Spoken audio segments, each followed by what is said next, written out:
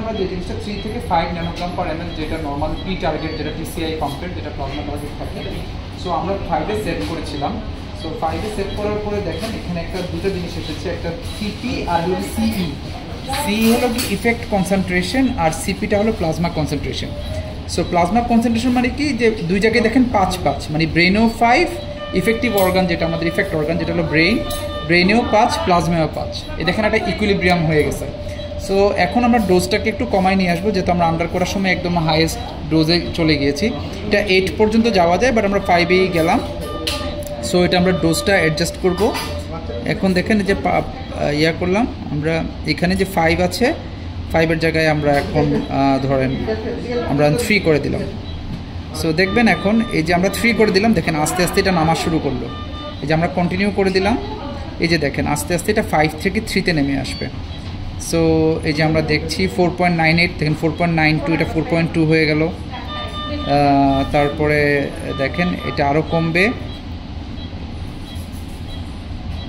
এই যে 3.87, এখানে 4.84।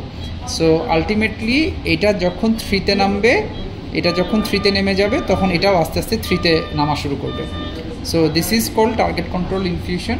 সো আমরা এটা এভাবেই ইউজ করব, যার কারণে পেশেন্টের বর্তমান দেখেন পেশেন্টের সব কিছু স্টেবল আছে।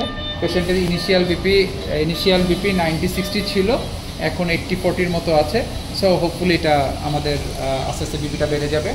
সো ফুল অ্যানেস্থেসিয়া করার পরে একটু বিপি একটু কমে, এটা আমরা সবাই জানি, এটা আস্তে আস্তে আমরা স্টেবল হয়ে যাবে। সো আমরা এখন দেখেন এখানেও আবার দেখেন এটা 3.17-এ, যে এখন দেখেন প্লাজমা কনসেন্ট্রেশন 3 হয়ে যাবে। তারপরে এখানেও দেখবেন ইফেক্ট কনসেন্ট্রেশন আস্তে আস্তে কমা শুরু করেছে 4.34। সো একটা সময় গিয়ে এটাও ইকুইলিব্রিয়াম স্টেটে চলে যাবে। সো এভাবেই টিসিআই পাম্পটা কাজ করে। So it's a very good machine. So পেশেন্টের অ্যাওয়ারনেস বা পেশেন্টের রিকভারি এবং ইমার্জেন্সিটাও ভালো হয়, পেশেন্টের আর্লি রিকভারি হয়। সো এই জন্য, কারণ রেমিফ্যান্টানিল একটা শর্ট অ্যাক্টিং ড্রাগ, যেটা প্লাজমা স্ট্রেস দিয়ে ব্রেকডাউন হয়, 3 থেকে 4 মিনিটের মধ্যে এটা প্লাজমা স্ট্রেস দিয়ে ব্রেকডাউন হয়ে যায়। সো এটা আমরা প্রোপোফল এবং রেমিফ্যান্টানিল ইউজ করি।